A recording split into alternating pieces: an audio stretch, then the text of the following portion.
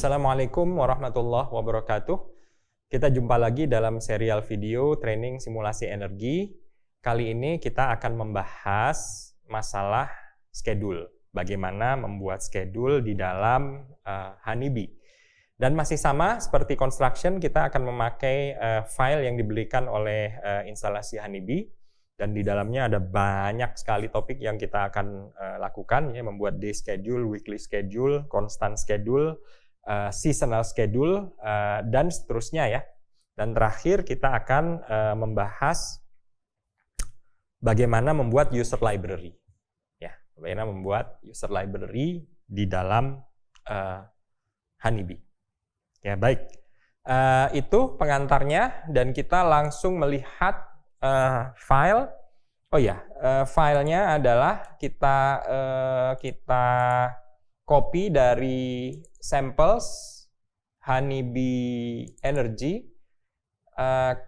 creating schedule. Ini kita copy ke sana, working folder, creating schedule, dan ini sudah saya buka di Grasshopper. Ya. Sudah saya buka dan kita lihat ada banyak hal di sini yang kita perlu cover. Ya. Yang pertama adalah creating weekly schedule, creating ini adalah constant schedule, ya. Kemudian ada seasonal, kemudian ada fix, dan ada schedule limit, ya. Dan terakhir kita lihat adalah schedule library. Oke, baik. Pertama, apa ini yang merah-merah? Yang merah-merah ini adalah gene pool. Jadi ini bagaimana membuat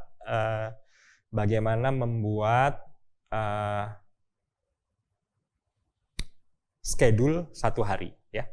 Ini pakai objek yang namanya gene pool. Pool, ya, kita cari pool, POOL. Nah, ini ada gene pool, ya. Kita lihat dia by default, ya, hanya ada 10 entry, ya. Jadi kita perlu 24 untuk day schedule, jadi kita edit. Ini kita right click dan kita edit. Dan di sini ada count-nya, kita ganti menjadi 24, ya. Dan desimalnya kita kurangi jadi 1, ya. Maksimumnya kita jadikan 1. Jadi antara 0 dan 1, ya. Begitu. Ya.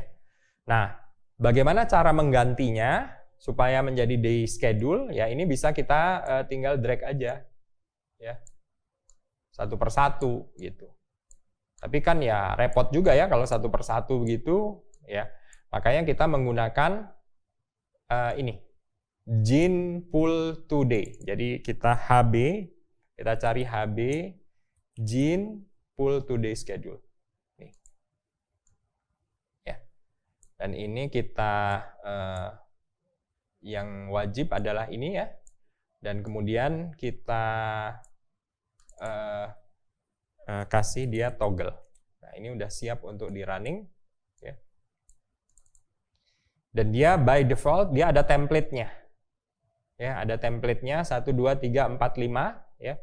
Bisa kita buatkan ini template-nya adalah dari 0 sampai 5, ya. 0 sampai 5 berarti kita buatkan slider sampai 5, ya. Ini by default dia 0, ya. Kalau dia 0 berarti dia normal weekdays, ya. 1 2 3 4 5 6 7 8 jam sehari, ya. Ya, 8 jam sehari, 0 di luar itu, ya, mulai dari jam 9 sampai jam 17. Kalau 1 itu sebaliknya, ya, 0 di jam kerja dan 1 di luar itu, ya. Nah, kalau 2 ini extended hours, ya, dari jam 7 pagi sampai jam 22, ya. Itu. Kalau 23 template 3, template 4, template 5, ya. Tinggal kita pilih. Oke? Nah, begitu dia selesai, ya. Begitu dia selesai, misalnya kita punya template, katakanlah saya mau template 1 atau template 0 ya, template 0. Begitu dia udah selesai, ya sudah, ini bisa kita potong, kita putuskan ke sana. Dan ini bisa kita bawa kemanapun, ya, menjadi nilai seperti itu ya. Nah ini gene pool juga values-nya bisa kita tangkap ke ke panel, ya. Panel gitu. Dan ini bisa kita salin juga ke panel. Ini kita salin ya. Cara menyalin kalau gene pool ya, ini ada multiple data ya. Multiple data, kalau kita copy data only dan kemudian kita paste ke panelnya di sini, dia nanti cuman yang terakhir atau yang pertama saja yang tertangkap ya. Jadi kita harus copy data only, kemudian kita buka dulu panelnya. Nah, buka dulu panelnya seperti itu, baru kita double klik dan kita paste ya, kita paste, dan itu kita hilangkan baris terakhirnya, kita backspace 1 kali ya. Nah, gitu. Ya, sehingga kita dapatkan yang seperti itu, seperti ini, dan ini kita tinggal right click, kita jadikan multi data. Nah, jadi dia kita dapat yang seperti itu. Ya. Dan ini bisa kita jajarkan ke sana. Ya. Nah, itu. Baik, itu cara kita mendapatkan day schedule ya, dari 0 sampai jam 23 ya. Dari 0 sampai jam 23. Jadi 1 sampai 24 lah gitu. Ya. Gitu. Nah, bagaimana kemudian cara membuat annual schedule, jadi schedule sepanjang tahun. Ya. Caranya adalah dengan menggunakan weekly schedule nih, weekly schedule. Ya, jadi di HB Energi ada tab kedua namanya schedule. Jadi kita bisa mencari weekly schedule di sini, nih, weekly schedule. Ya. Ya. Dan di sini diaturnya adalah sesuai dengan tipe hari ya. Tipe hari di sini ada 1, 2, 3, 4, 5, 6, 7, 8, 9, 10 tipe hari.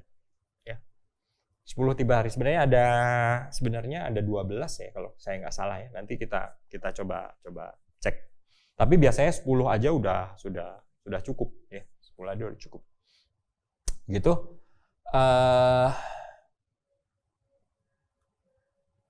Di sini kita buatkan satu hari lagi ya.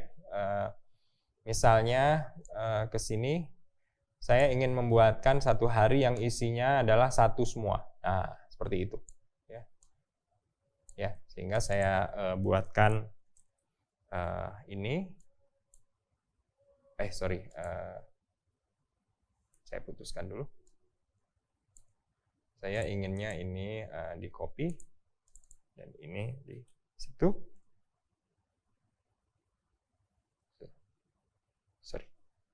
Salah ini.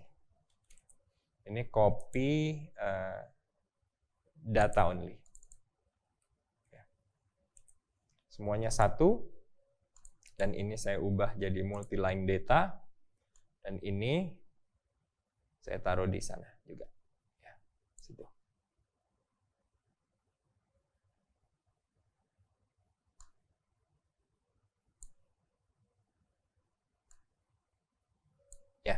Kita punya beberapa sudah ya. Kalau summer design untuk yang kedua adalah saya mau yang 0 semua ya. 0 semua. Ini saya copy data only, saya sediakan panelnya ya, dan kemudian saya multi line data dan ini saya pindah ke atas sana. Oke, baik.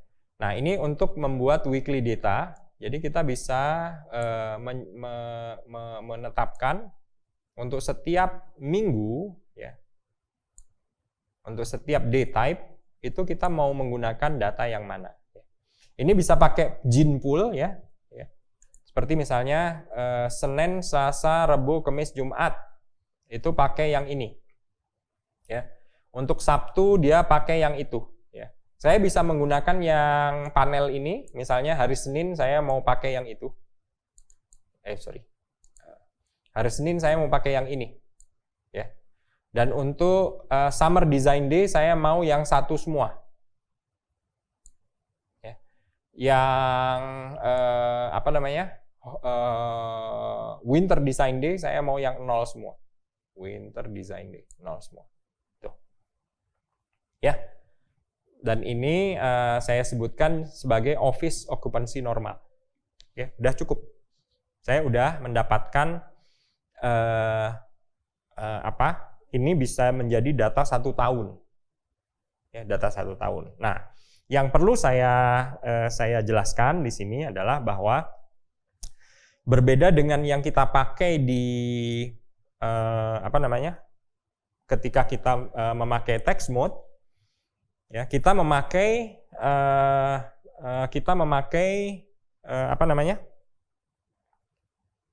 compact schedule. Sementara Honeybee tidak menggunakan compact schedule.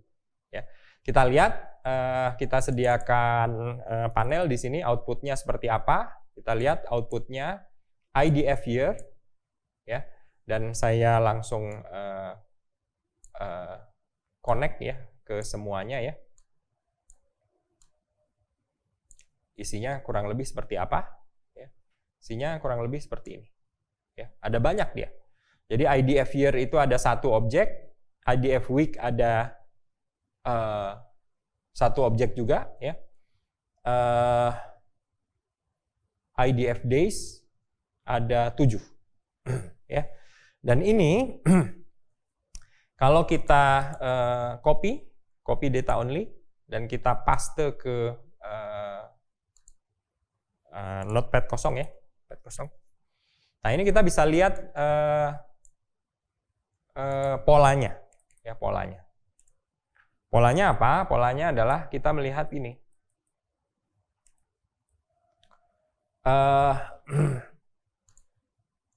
Schedule-nya dimulai dari, ini saya besarkan. Schedule-nya dimulai dari schedule year. Ya. Schedule year akan merujuk kepada office week schedule. Jadi dari year merujuk kepada week, ya. Dan kemudian ada rentang berlakunya. Kalau ini sepanjang tahun dari Januari sampai Desember, ya. Dan kemudian kita lihat di sini bahwa week schedule-nya adalah office occupancy normal week 1, ya. Dan ini didefinisikan di bawahnya sini, office occupancy normal week 1, ya. Dan dia memberikan 12 day type, ya.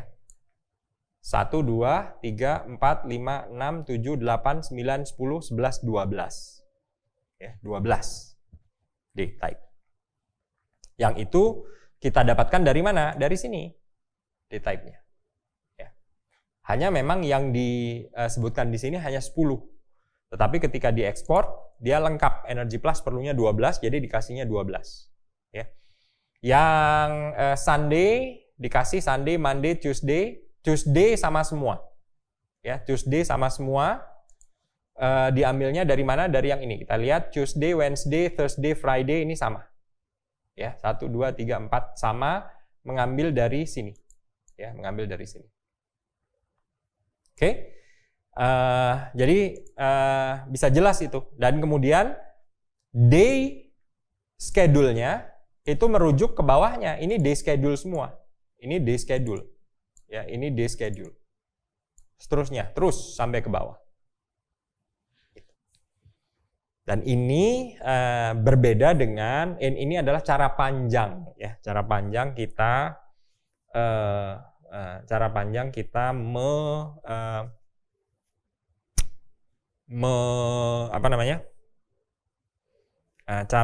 kita mendefinisikan schedule, ya. Nah, schedule ini kalau sudah kita paste di Notepad++, ini bisa kita paste ke menjadi user defined library. Bisa menjadi user defined library. Ya.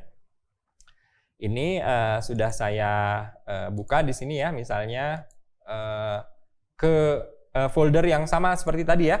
Users username, lagi debug tools, resources, standards, Honeybee standards, foldernya schedule. Ya, jadi itu kita lihat foldernya adalah schedules. Ya, di sini saya sudah memberikan folder file schedule ya. Dan di sini saya ganti namanya menjadi ininya persis sama seperti ini, ya, persis sama seperti yang ini. Ya. Office occupancy normal hanya saya beri Jakarta supaya berbeda dikit lah, gitu ya, supaya berbeda dikit. Nah, ini saya paste dan filenya saya letakkan di folder schedule. Ya. Kemudian saya loading Rhino dan loading Grasshopper. Jadi harus ditutup dulu ya, Grasshopper dan Rhino, di loading ulang supaya dia bisa loading semua library-nya. Ya. Dengan dua catatan. Ya, dua catatan. Pertama, di sini di schedule year ada schedule type limits dan ini disebutkan fractional.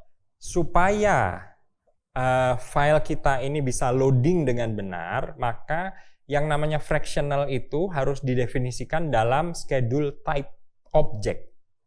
Ya, di sini saya sudah menuliskan schedule type object. Ya, saya tulis di sini schedule type limits fractional 01 continuous. Ya, ini dapatnya dari mana? Ini bisa kita dapatkan dari sini juga. Ya, dari file ini ya. Di sini ada create schedule type limits. Ya. Ini bisa kita buatkan misalnya begini. Ya, kita copy aja semuanya biar mudah. Ya.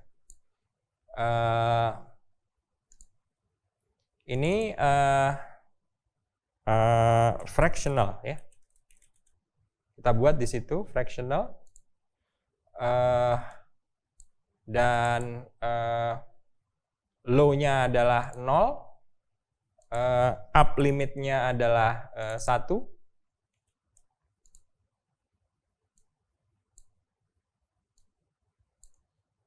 Ya. Kemudian discrete itu discrete atau continuous ya, dan ininya kita nah seperti itu ya, discrete atau continuous, ini continuous ya, antara 0 dan 1, dan ini kita tinggal copy data only ya, dan ini bisa kita paste ke sana ya. Sama saja dengan yang satu baris di atas ini. Ya. Jadi ini bisa kita hapus ya. Sebenarnya yang wajib itu hanya sampai continuous. Ya, dimensionless itu tidak wajib, tapi ya nggak apa-apa ya. Ini bisa kita sama saja ya. Ini bisa kita paste ke sana. Kalau tidak ada ini, maka nanti ketika loading Rhino atau Honeybee akan protes. Ya, nanti silakan dicoba loading library ini tanpa adanya schedule type limits. Merah semua itu nanti. Ya, silakan lihat itu. Jadi file ini nanti loadingnya ini objeknya merah semua. Silakan aja dicobain ya. Jadi itu yang pertama. Ya, ini saya hapus saja. Saya undo ya. Saya undo asal dipahami bahwa ini ada tambahan itu ya. Dan yang kedua ya, di paling bawah saya menambahkan coba-coba aja gitu ya. Sebuah schedule yang saya buat dengan schedule compact. Ya, istrinya nggak doesn't really matter, schedule compact. Ya, ini sudah saya save dan sudah saya loading dengan baik ya. Ketika kita cari dalam search library ya dengan keywords Jakarta, maka yang muncul hanya satu. Yang mana? Yang pertama. Nih. Jakarta Office Occupancy Normal. Ya. Jadi Honeybee tidak suka schedule yang diformat dalam objek schedule format. Ini yang perlu kita perhatikan. Jadi jangan sampai nanti udah capek-capek membuat library dalam schedule compact, ternyata nggak bisa dipakai di Honeybee. Nggak apa-apa. Ya, jangan ini kita ganti menjadi yang formatnya di atas. Ya, formatnya di sini yang sesuai dengan pemakaiannya di sini. Ya, create weekly schedule. Baik. Itu yang yang tentang weekly schedule ya, udah selesai. Dan sekarang kita masuk kita mau mengambil contoh yang lain ya, tentang repeating daily schedule. Jadi ini ada namanya constant daily schedule, dan ini dianggapnya adalah schedule ketika office occupancy deadline. Ya. Kalau dia mengejar deadline, mungkin dia kerjanya sampai sore ya. Jadi ini saya tambahin aja lah ya, biar kelihatan banyak gitu orang yang bekerjanya ya. Sampai jam berapa? 8 malam ya, sampai jam 10 malam juga masih ada ya, untuk ngejar deadline ya, kurang lebih begitu.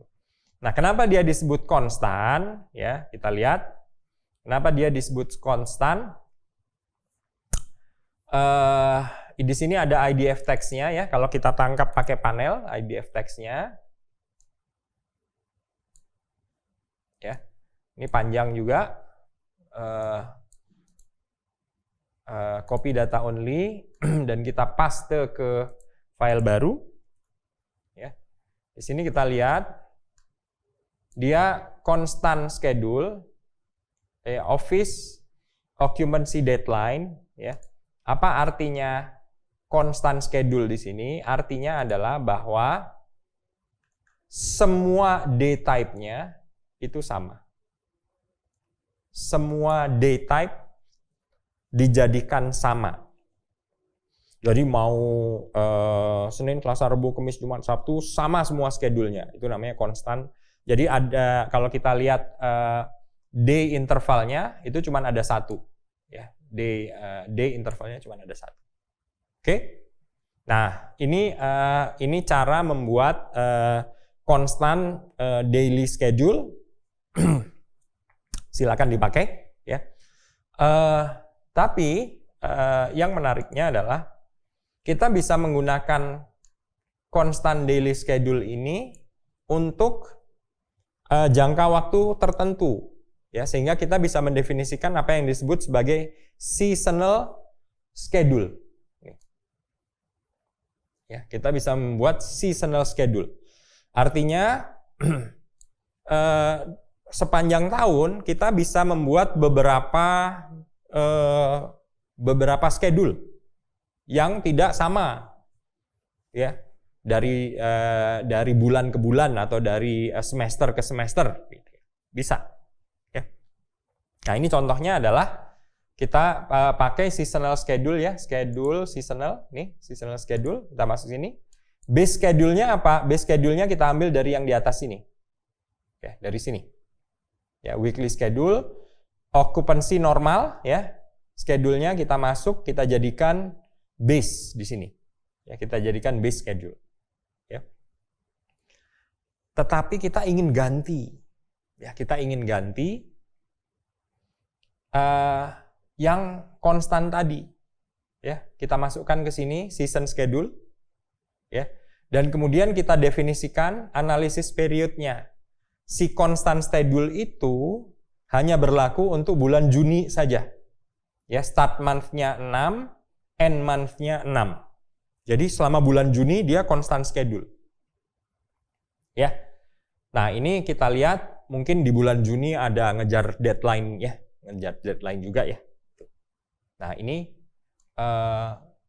disebutkan di sini office occupancy with deadline. Ya. Nah, bagaimana jadinya? Nah, ini kita lihat. Ya, kita kasih panel juga dan kita lihat di sini ada IDF year, ada IDF week, dan ada IDF days. Ya. Ini kita copy data only dan kita lihat di teks baru ya. Nah, ini kita lihat di atas. Schedule year-nya itu menjadi 3 bagian. Ya. Office occupancy with deadline. Nama schedule year-nya itu diambil dari sini. Ya. Office occupancy with deadline. Ya, namanya diambil dari situ. Ya. Nih. Nah, schedule sepanjang tahunnya itu dibagi menjadi 3 bagian. Januari sampai akhir Mei, dan ada bulan Juni nih, bulan Juni dari Juni tanggal 1 sampai 30.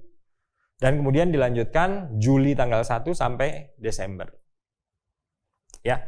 Maka kita bisa lihat bahwa di yang pertama office occupancy with deadline week 1 ini adalah ini, itu pakai schedule normal. Ya, pakai schedule normal. Di bulan Juni, ya, dia pakai deadline schedule untuk Sunday, Monday, Tuesday, Wednesday, Thursday, Friday. Ya. Untuk day type yang lain, dia masih merujuk kepada hari yang sama, hari yang normal. Ya. Dan kemudian di Juli sampai Desember balik lagi ke deadline week 1. Ya. Ini pakai deadline di bulan Juni. Ya. Schedule deadline di bulan Juni. Nah, yang kita perhatikan adalah bahwa constant week itu hanya mengganti hari dari Sunday ke Saturday saja. Sementara holiday, summer design day, dan lain-lain tidak diganti. Ya, tidak diganti.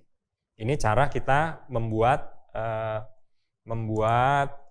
custom design day. Ya, custom design day. Bisa nggak kita menambahkan bulan yang lain? Bisa saja. Ya, bisa saja. Ini kita bisa kita copy saja ya, misalnya ya, kita ambil contoh ya. Misalnya ini kita copy. Ya.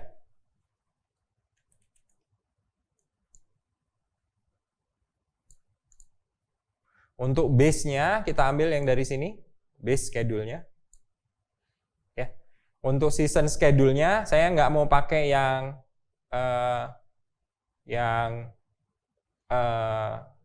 constant schedule, tapi saya mau pakai yang week schedule yang saya copy dari sini. Ya, saya copy dari situ. Ya. Dan saya ganti misalnya ini yang 0 semua ya. Nah, saya punya ini yang 0 semua nih. Ini saya taruh Sunday. Dari sini, sorry. Sunday.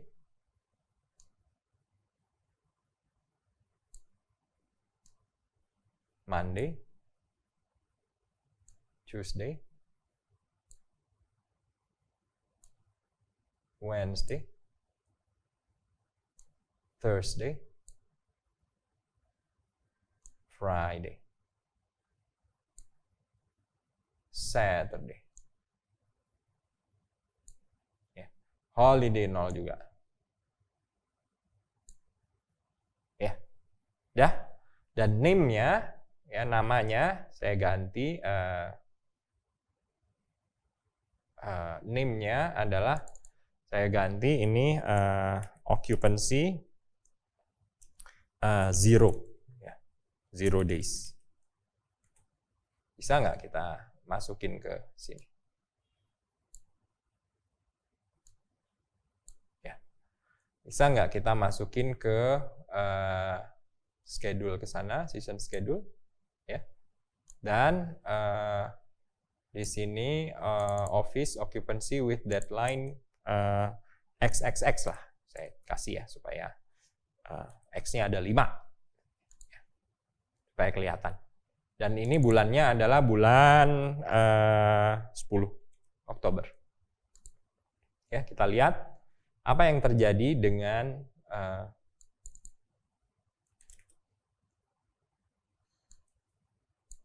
ini days, pakai shift. Ini saya besarkan, copy data only. Kita kembali lihat di sini. Nah, ini kita lihat di bagian atas, ya. Office with deadline, sudah bagus, ya. Ini dari Januari sampai Mei, akhir Mei.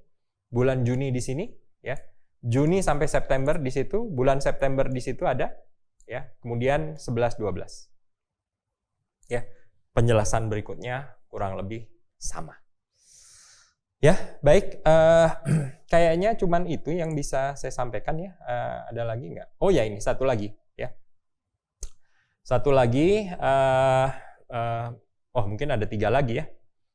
Yang cepat dulu, ini di construct schedule, kita bisa melihat schedule itu datanya apa saja, dan kemudian day names, day data, limit, type limit data, ini nggak terlalu menarik untuk dilihat apa isinya, mungkin juga nanti buat ngelihat aja, ya, buat visualisasi. Tapi nantilah, ini tidak akan saya bahas sekarang. Nah, yang menarik adalah fixed interval schedule, ya.